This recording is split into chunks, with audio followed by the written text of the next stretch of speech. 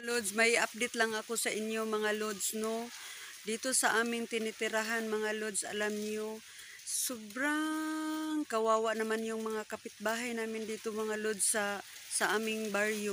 Yung tinitirahan namin dito sa Davao, Bago Oshero, Mintal, Davao City. Nung isang araw, ang lakas ng ulan dito. Tapos yung kapitbahay namin dito, kawawa naman. Sus, tingnan niyo yung mga bahay niya dito sa kapitbahay namin mga Lods. Sobrang kawawa. Kasi nababahaan na talaga yung mga bahay nila, mga gamit nila. Yun, tingnan niyo mga Lods. Mabuti nga kami dito, hindi kami nabahan. Nandito kami sa ibabaw. Sila andun sa sa ibaba. Yun, tara mga Lods, abangan natin at tingnan natin, suportahan niyo po ako. Tara.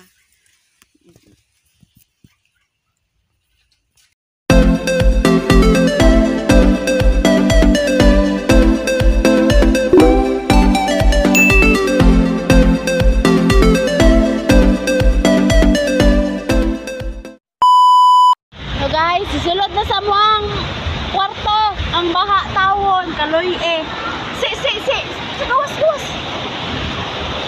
ay Ginoo, paundangan ng ulan tawon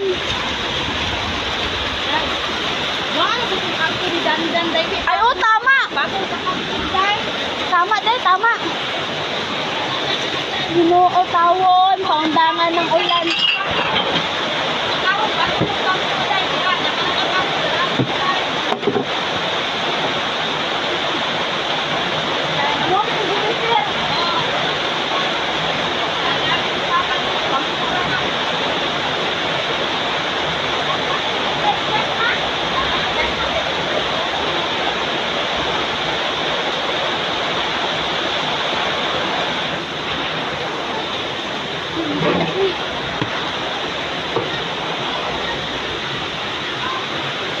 Ginoo, tawon tapang.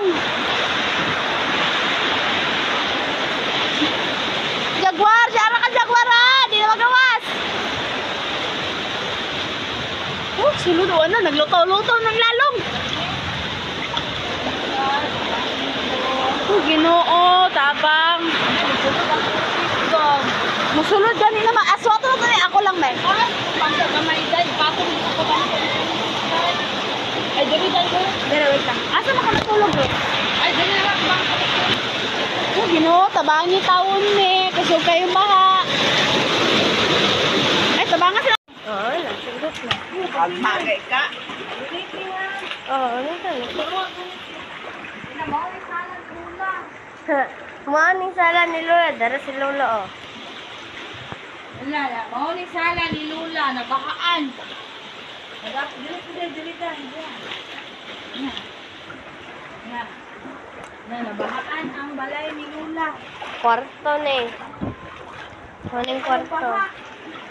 O kayo. Kanina, hapit na hawak. Ako, kayong baha.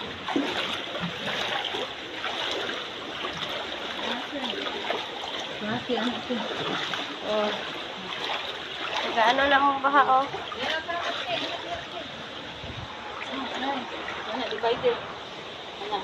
Mga plato, nabahaan na po. Anak, ipakita ang divider, anak. Anak. Tubig. Sunod na dyan, oh.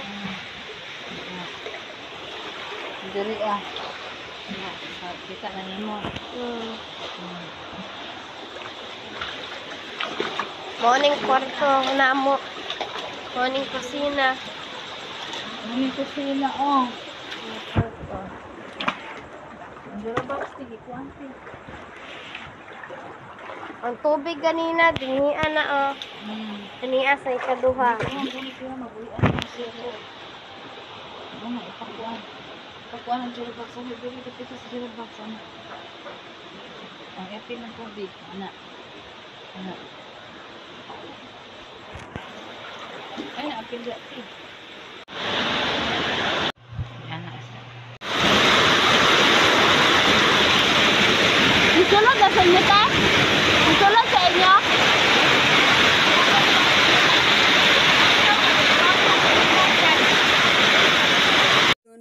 lods, no? Sobrang baha talaga yung mga bahay nila, 'di ba? Nakikita niyo yung mga ano, yung mga tubig pumapasok sa loob ng bahay nila.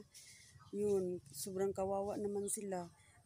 So, yung iba mga lods, alam niyo, umiiyak sila sa saka malaking problema nila sa bahay nila, pumapasok doon yung tubig na ang lakas ng yung tubig na maagos doon galing sa bukid kasi malakas kasi ang ulan. So, nakita niyo ang lahat mga lods, no? So, siguro babalikan ko sila, binibigyan ko sila ng kung may maparating na blessing na matanggap ko dito sa aming barangay po. Thank you sa mga papanood niyo sa mga videos na ina-upload ko dito mga lods.